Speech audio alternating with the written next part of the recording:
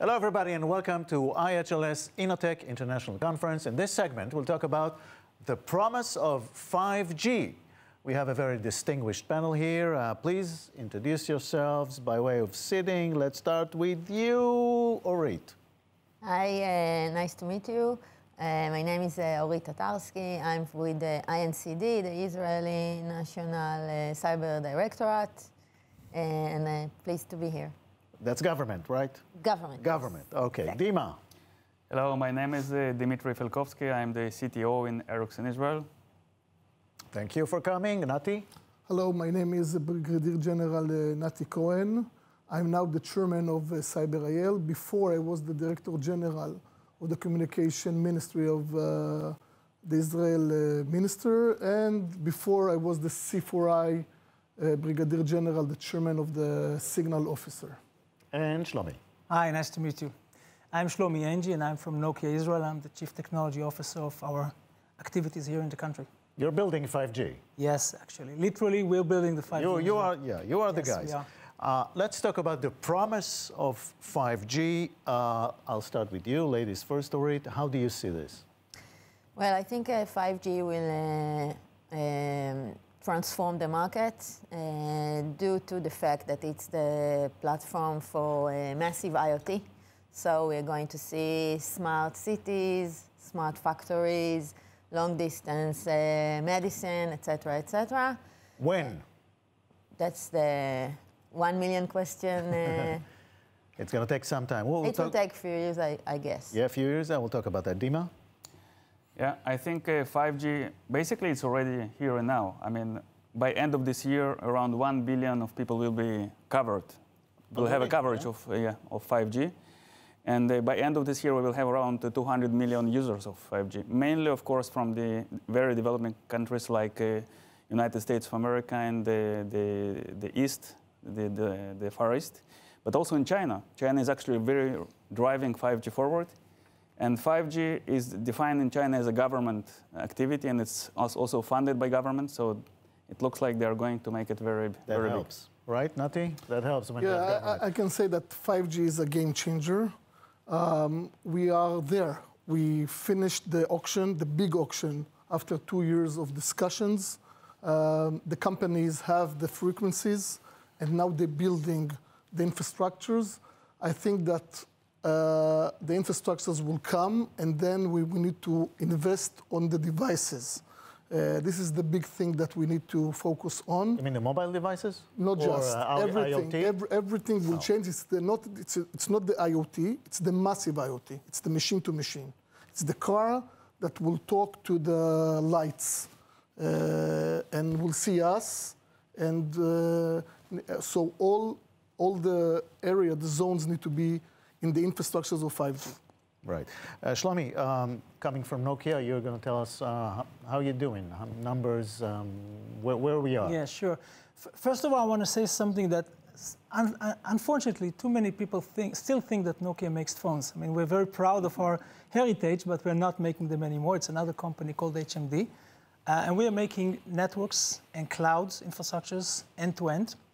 And if you look at 5G specifically, we are building the 5G networks, both the core network and the radio. And if you look at numbers around the world, we have more than 100 service providers, operators, who already chose Nokia for the networks. At least 70 plus of them are working with the first phase of the 5G, which is called non-standalone. And 40 of them are planning to launch standalone networks, which means the most advanced form of 5G. At least one of them is already operational in the United States. If you look about the situation here in Israel, situation in Israel is a little bit tricky. As we spoke before, Israel suffers from too fierce competition between the too many mobile operators that you see here in the country. And as a result, the Israeli market, the Israeli mobile market, is getting very low ranks globally when you compare us to other countries. Something like ranked, I think, 94 around the world. And I truly believe that the regulator has, as a role here, in order to impact, in order to motivate the mobile companies to invest more. And the regulator already started this road. but there's still road to go. Right. Dima, to be fair, Ericsson also built a lot of 5G networks. Right. Let's talk a little bit about the technology. We're talking about radio frequencies. What does it mean? When are we going to be covered reasonably well around the world? What's the meaning and significance of radio frequencies in 5G? Yeah. So the radio frequencies are playing a very, very important role. And comparing to the previous technologies, the GSM, 3G, and 4G, in 5G, basically, the frequencies are going one step beyond. So they're going to the gigahertz spectrum. And there are basically two groups of frequencies. One is called midband, which is basically very close to what we see today in the 4G, like 2.6 gigahertz or 3.5 gigahertz. And then we are going to something that is deployed in the United States mainly. It's millimeter wave, where you basically can aggregate a lot of spectrum and provide the very, very good speeds. Mm-hmm. So we're looking at something that is very connected, high speeds, everything is connected, and I see that you are worried about the risks already, Orit, right? What's going to happen? Who's going to protect all this? That's a very good observation. So yes, with the opportunity also comes risks. And together with the Ministry of Communication, we had a thorough work to analyze those risks and to form some recommendations. As we mentioned before, this is a huge technology leap. And every time you go through a new generation of technology, there are some security improvements. But here, due to the fact that the technology is really changed dramatically, the core of the the core of the network, etc., and leaning on the cloud and applications, etc., so it introduces new attack surfaces. For example, just as one example, if we take network slices, then there are new business cases and also complicated questions like how do you monitor? How do you do IR? If we take, for example, a slice of a hospital, and the hospital decides to create a network of MRI machines, then how do you regulate such a situation? It's not the Ministry of Education. So there are a lot of aspects, the human capital aspects. So there are technological risks, there are aspects of regulation, there are aspects of cooperation, there are aspects of human capital.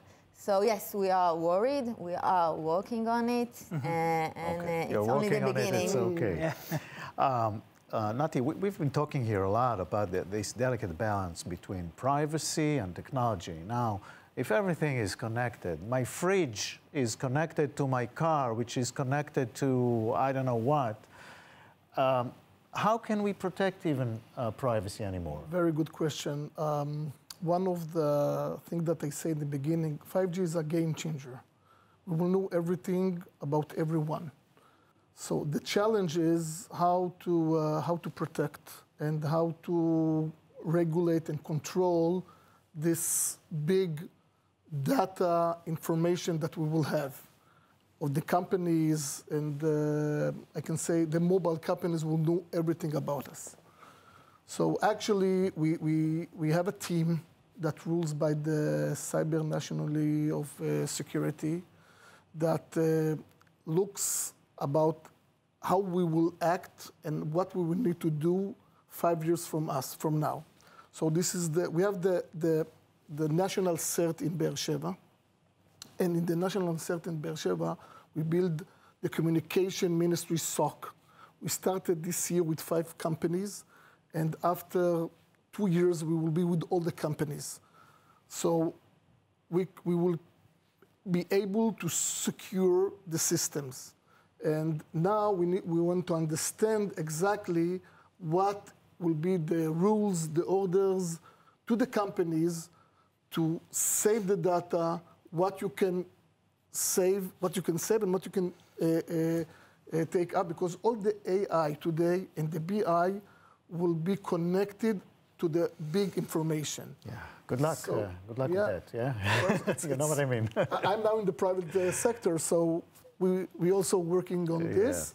But of course, I can tell you that this is very much focused. And one of the good things in Israel that we have the ecosystem to operate together. And this is very good thing in Israel. And I think that we will be a flag how to secure systems in the IoT, massive IoT generation. Shlomi? Yeah, I wanted to add something to this. You know, Yaakov, when we speak about 5G, many people think about high speeds. And obviously it will come with high speeds, but show me one company that makes money out of high speeds. It simply doesn't justify the business case. That's why 5G brings with it more advantages, such as the ability to support massive amount of devices, so-called IoT, which is relevant for smart cities, smart factories, and so on. And also able to support the ability to commit on quality of service. Therefore, if you're a doctor, for example, and you're sitting in a iHLS hospital in Tel Aviv, and you want to join a surgery in the hospital of Perea, in Tiberias, for example, between 2 and 4 p.m., you will be able to do so using 5G, but you will expect that 5G will commit on quality of service during these 2 hours, which means that the network will be fully reliable. Will it be? It will be, and it will justify premium fees, which means that this doctor will not pay just the 30, 45 shekels per month, but he will pay for this premium service that he got during these 2 hours. And I believe if you think about this example from healthcare, think about examples of factories, which their efficiency is going to rise up by dozens of percents, and we see this around the world. You see about seaports. This will justify the investments in 5G for sure. It will bring security risks for sure, but not because it's a cloud. I'm not worried about the cloud.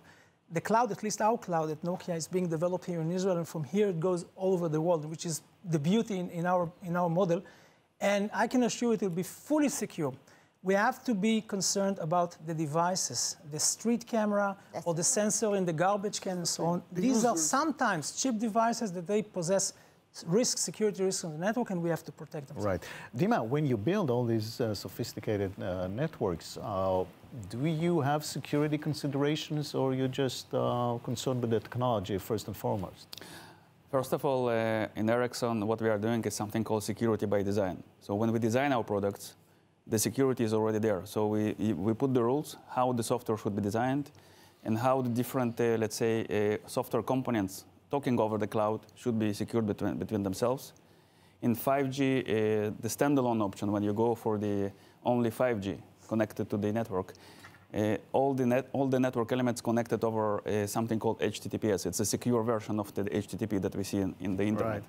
So it's built with secure in mind, and also we do security audits on our networks. Maybe that's the most important lesson from this panel. Thank you very much. So far for 5G.